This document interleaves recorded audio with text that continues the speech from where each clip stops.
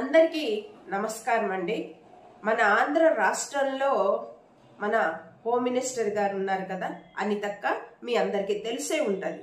మన అనితక్క వెటకారము రోజు రోజుకి మరి పీక్ వెళ్ళిపోతుంటే మరి ఈ వీడియో చేయాల్సి వస్తుంది. మరి బాధ్యత కలిగిన హోమ్ మినిస్టర్ గారే ఇంకా వెటకారం చేయడం మొదలు పెడితే సామాన్యులు వెటకారం చేయడంలో తప్పేముందండి? దయచేసి అందరూ ఆలోచించండి. మన అనితక్క మాటలు మీరు వినే ఉంటారు. విజయసాయి రెడ్డి గారి మీద మీ కామెంట్ ఏంటి మేడం అంటే, ఏముందండి గొడ్డలి కల్లోకి వచ్చి ఉంటది అనేసి ఎంత సింపుల్ గా పాపం వెటకారం ఆడేశారో నవ్వుతూ. అంటే చూసిన తర్వాత నిజంగా చాలా పెద్ద జోక్ బెలిసింది మన అనితక్క అనిపించింది మాలాంటి సామాన్యులకు. ఎటక్క ఇప్పుడు ఎటకారం అంటే ఎట్టుంటదంటే, ఇప్పుడు స్టేట్ హోము సెంట్రల్ హోము ఎవరక్క? స్టేట్ హోము సెంట్రల్ హోము మీరే కదా, బాధ్యతలు మీ చేతిలోనే ఉన్నాయి కదా. మరి విజయసాయి రెడ్డి గారికి గొడ్డలిపోటు గురించి తెలిసి ఉంటే మరి ఆంధ్ర అవినాష్ రెడ్డి గారు కావచ్చు, మరి జగన్మోహన్ రెడ్డి గారే చెప్పి చేయించారు అని చెప్పి ఏదైతే ఇప్పుడు మీరు నిందలు మోపుతున్నారో, జగన్మోహన్ రెడ్డి గారిని అలాగే ఉంచారు. మరి అవినాష్ రెడ్డి గారు కూడా ఎంపీగా ఉన్నారు. వాళ్ళిద్దరినీ వదిలి మూడో వ్యక్తి అయిన మరి విజయసాయి రెడ్డి గారి రాజీనామా మీద ఈ అసత్యపు వెటకారం ఏంటక్క? స్టేట్ హోమ్ మినిస్టరు అలాగనే సెంట్రల్ హోమ్ మినిస్టరు పవర్స్ అనేది మీ చేతిలోనే ఉన్నాయి. మరి మీరు చెప్పిన మాటే నిజమవుతే మరి state home minister central home minister ఇద్దరు కలిసి ఏం చేస్తున్నారక్క? భజన చేసుకుంటున్నారా, లేకపోతే చెమ్మచక్క వేసుకుంటున్నారా? దాని మీద లోతుగా దర్యాప్తు చేసి ఆ గొడ్డలిపోటుకు కారణం ఎవరో తెలుసుకొని అరెస్టు చేసి త్వరితగతిన శిక్ష పడేలాగా చెయ్యాలనే ఆలోచన మీ యొక్క బుర్రకు తట్టలేదా? ఏమో మరి అక్కంటుంది మన వినాలి. నిన్న అదే పాపం హోమ్ మినిస్టర్ అక్క గారి ముందు కొంతమంది విలేకరులు వెళ్ళి మైక్ పెట్టడం జరిగింది. ఆవిడ మాట్లాడుతున్న మాటలు ఏంటంటే, దావోస్ నుంచి చంద్రబాబు నాయుడు గారు లోకేష్ గారు వస్తుంటే ఇక్కడ ఏదేదో జరిగిపోయినట్టు ప్రచారాలు చేసేస్తున్నారు. వైఎస్ఆర్సీపీ పార్టీకి సంబంధించి జగన్మోహన్ రెడ్డి గారు 4 సార్లు వెళ్ళారు కదా దావోస్కి వెళ్ళి తిరణాల్లో దిక్కులు చూసిన పిల్లల్లాగా దిక్కులు చూసుకొని వచ్చారు అన్నట్టు చాలా ఎటకారం ఆడేసింది మన హోమ్ మినిస్టర్ అనితక్క గారు. అంటే దిక్కులు చూడడం అంటే ఎట్టక్క? మనకు ఒక బాధ్యత కలిగిన పదవి పాపం తాత మనకు అప్పజెపితే ఆ బాధ్యత గల పదవి తీసుకున్న తరువాతన ఎన్ని హత్యలు జరిగాయి అమ్మాయిల మీద, ఎన్ని అత్యాచారాలు జరిగాయి, కొంతమంది అమ్మాయిల శవాలు కూడా దొరకకుండా రోజుకు ఏదో ఒక మూలన హత్యలు అత్యాచారాలు జరుగుతూనే ఉంటే బాధ్యత కలిగిన పదవి తీసుకొని దట్టు ఒక మహిళగా మీరు ఆ హత్యకు గురికాబడ్డ కుటుంబాలకు ఏ న్యాయం చేశారు, ఆ నిందితులకు ఏం శిక్ష పడేలా చేశారు, ఇంతవరకు కూడా ఆంధ్ర రాష్ట్రంలో ఏ ఒక్కరికి తెలియదక్క. ఏ ఒక్కరికి తెలీదు. ఎక్కడైనా ఒక అమ్మాయి మీద అత్యాచారం జరిగినా హత్య జరిగినా ఒక 2 రోజులు ప్రజలకు ఎంటర్టైన్మెంట్ ఇస్తారక్క మన టీవీ ఛానల్స్. 3వ రోజు ఆ నిందితుడికి శిక్ష పడిందా లేదు, ఆ హత్యకు గురి కాబట్ట కుటుంబాలకు న్యాయం జరిగిందా, బాధ్యత కలిగిన హోమ్ మినిస్టర్ గారు ఒక మహిళ ఎండుకొని ఆ కుటుంబాలకు ఏ న్యాయం చేశారు అని అంటే ఏమి ఉండదక్క, శూన్యం అన్నమాట. మన మీద మన కూటమి ప్రభుత్వానికి సంబంధించిన వాళ్ళే ఎటువంటి నిందలు వేస్తున్నారక్క? లా అండ్ ఆర్డర్ ఆంధ్ర రాష్ట్రంలో సరిగా పని చేయట్లేదని, చాలా దగ్గర చాలా దారుణాలు జరుగుతున్నాయని, ఆంధ్ర రాష్ట్రంలో లా అండ్ ఆర్డర్ ఫెయిల్ అయిందని. మేం కాదక్క, పవన్ కళ్యాణ్ గారు అన్నప్పుడు మీరు తిరణాలకెళ్ళి పసిపిల్లలాగా దిక్కులు చూసినట్టయి ఏం దిక్కు తెలవక వైసీపీ కార్యకర్తల మీద పడి ఇంకా అరెస్ట్ల పరంపర కొనసాగించారు చూడు.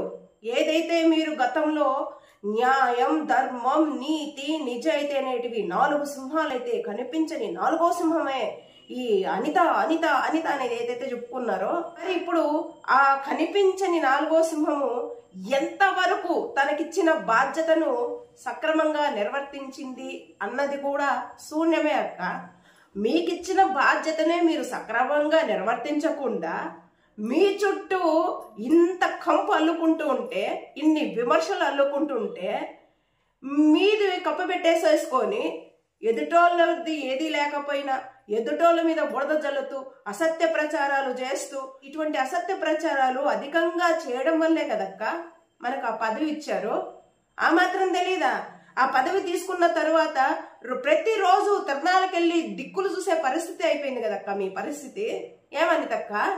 ఓ పక్క నారా లోకేష్ గారు ఏం చెప్పినా చేయాలి, ఓ పక్క పవన్ కళ్యాణ్ గారు ఏం చెప్పినా చేయాలి, ఓ పక్క అమిత్ షా గారు ఏం చెప్పినా చేయాలి, ఓ పక్క పురంధేశ్వరి గారు ఏం పురమాయించినా చేయాలి, ఓ పక్క చంద్రబాబు నాయుడు గారు ఏం చెప్పినా చేయాలి అని పాపము తమరి స్నేహితుల దగ్గర, శ్రేయోభిలాషుల దగ్గర మరి వాపోతున్నారంట కదా. జాలేస్తుంది అనితక్క.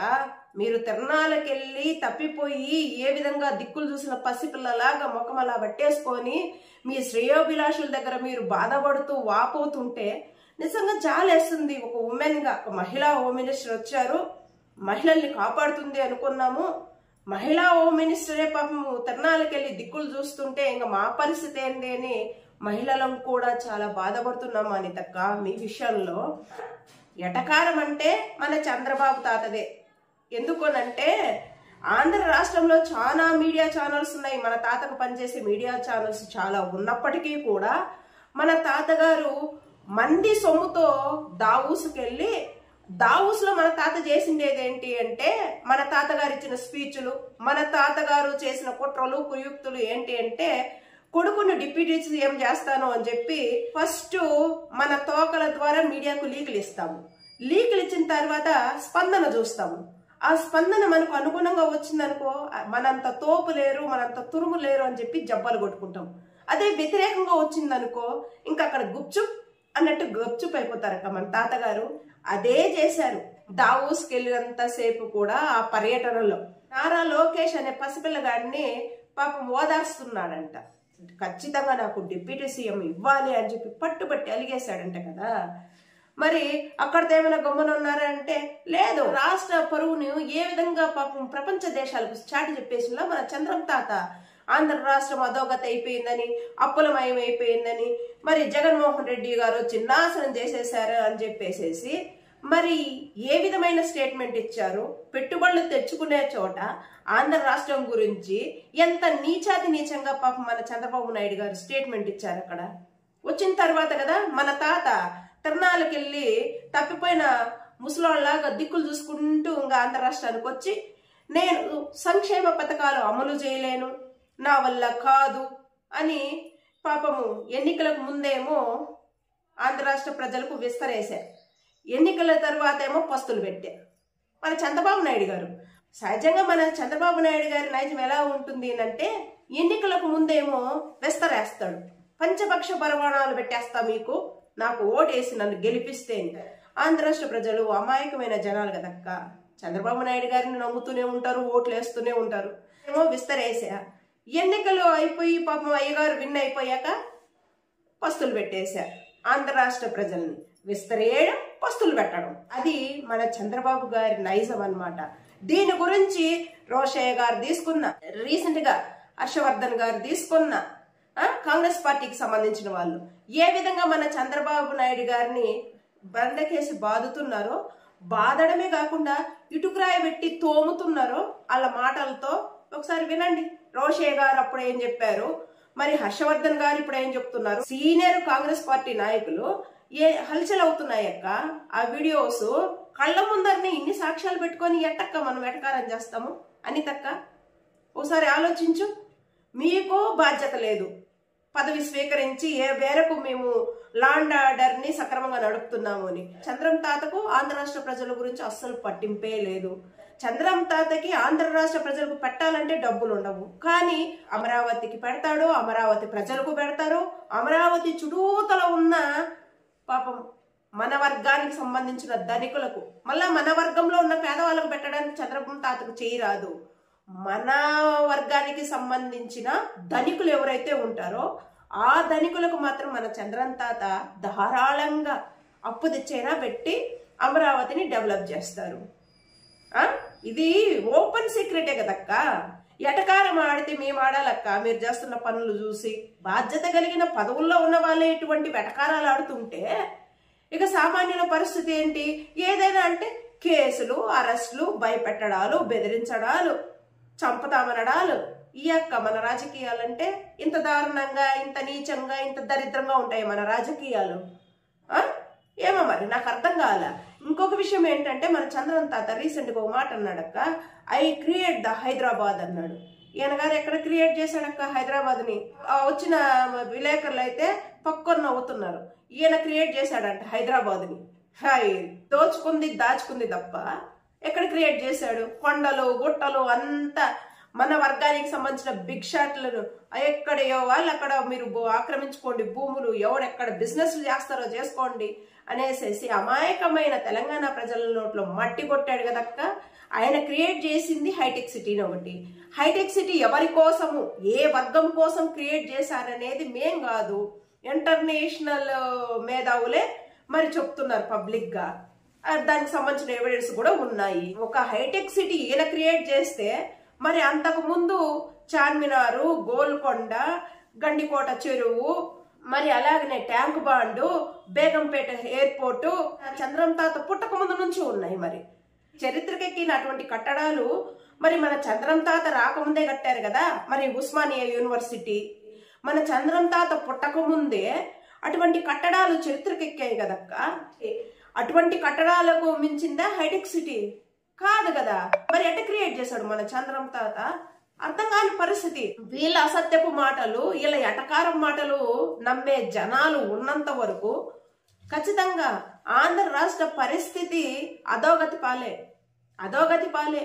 ఏదో జగన్మోహన్ రెడ్డి గారు వచ్చేసారు, అప్పులు చేసేసారు, ఆంధ్ర రాష్ట్రం అనేది ఇంకా ఇండియా పటం నుంచే తొలగించేయాలి, అంత తలకు మించిన అప్పులు చేసేసారు అని ఏదైతే అసత్య ప్రచారాలు చేసి గద్దెక్కారో, మరి చంద్రబాబు నాయుడు గారు ఈ రోజు మాట్లాడుతున్న మాటలు ఏ రోజు మాట్లాడారో రోషయ్య గారు కూడా చెప్తున్నారు. సేమ్ టు సేమ్ ఈ రోజు చంద్రబాబు నాయుడు గారు ఏవైతే మాట్లాడుతున్నారో, మేము ఏ సంక్షేమ పథకాలు అమలు చేయలేము, డబ్బులు లేవు, మేము అమలు చేయలేని పరిస్థితిలో ఉన్నాము అనేసి ఏదైతే ఎన్నికలకు ముందు విస్తరేసి ఎన్నికల తర్వాత పస్తులు పెట్టారు ప్రజల్ని, మరి ఇటువంటి రాజకీయాలు చంద్రబాబు నాయుడు గారికి కొత్త కాదు. ఇటువంటి రాజకీయ నాయకుడిని మా అనుభవంలో ఎక్కడా చూడలేదు అని చెప్పి బండకేసి బాదుతూ మరి ఇటుకరాయి పెట్టి తోముతున్నట్టు మాట్లాడుతున్నారక్క. ఏం ఉద్ధరించడానికి మీరు వచ్చారో రాజకీయాలకి అర్థమైతే కాదు కానీ, ఎవరిది వాళ్ళు సర్దుకుంటూ పక్క పార్టీ వాళ్ళని బెదిరించుకుంటూ భయపెడుతూ, అలాగే ప్రజలను అయోమయానికి గురి చేస్తూ, ప్రజలను మోసం చేసి ఏదైతే మీరు రాజకీయాల్లోకి వచ్చారో ప్రజలందరూ గమనిస్తూనే ఉన్నారు. పదవి అనేది ఇస్తే ఆ పదవిని సక్రమంగా నిర్వర్తించలేక ఎటువైపు నుంచి ఏ మాటలు వస్తున్నాయో అని చెప్పి బెత్తర చూపులు చూస్తుంది తమరు కదక్క పసిపిల్ల దానిలాగా. జనసేన నుండి ఏ మాట వస్తుందో, జనసేన అధినాయకుడు ఏం మాట్లాడతాడో, చంద్రబాబు నాయుడు గారు ఏం మాట్లాడతారో మర్చిపోయినారక్కో. బాలకృష్ణ గారు ఏం మాట్లాడతారో, లోకేష్ గారు ఏం మాట్లాడతారో దిక్కులు చూసిన పసిపిల్లలాగా తయారైపోయింది తమరు కదా. ఈ మధ్య మళ్ళీ ఇంకోటి ఉందిలేండి, మన పిఏ గారి గురించి. మన పిఏ గారు ఏం వెలగబెట్టారో, ఏం వెలగబెడితే మరి ఆంధ్రజ్యోతి వాళ్ళు బండకేసి బాదారో తమరి పిఏని.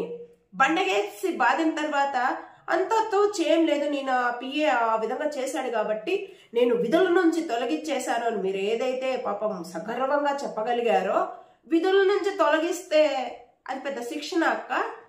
విధుల నుంచి తొలగిస్తే సరిపోద్దా? ఆయన చేసిన నేరాలకు ఘోరాలకు శిక్షలు ఉండవా? మనము హోమ్ మినిస్టర్ కదా అని తక్క, మనకొక న్యాయం పక్కోడికి మరొక న్యాయం ఎట్టుంటుంది? Rule is rule, rule for all. ఇది నిర్వర్తించాలి కదా. ఇది కూడా మర్చిపోతే అట్ట. ఎక్కడైనా తిరునాళ్ళకి వెళ్ళావక్క, మాకు ఇప్పటికే దిక్కులు చూస్తున్నాం. ఆంధ్ర రాష్ట్రంలో పాపం హోమ్ మినిస్టర్ అయిన తర్వాత పసిపిల్ల దానిలాగా.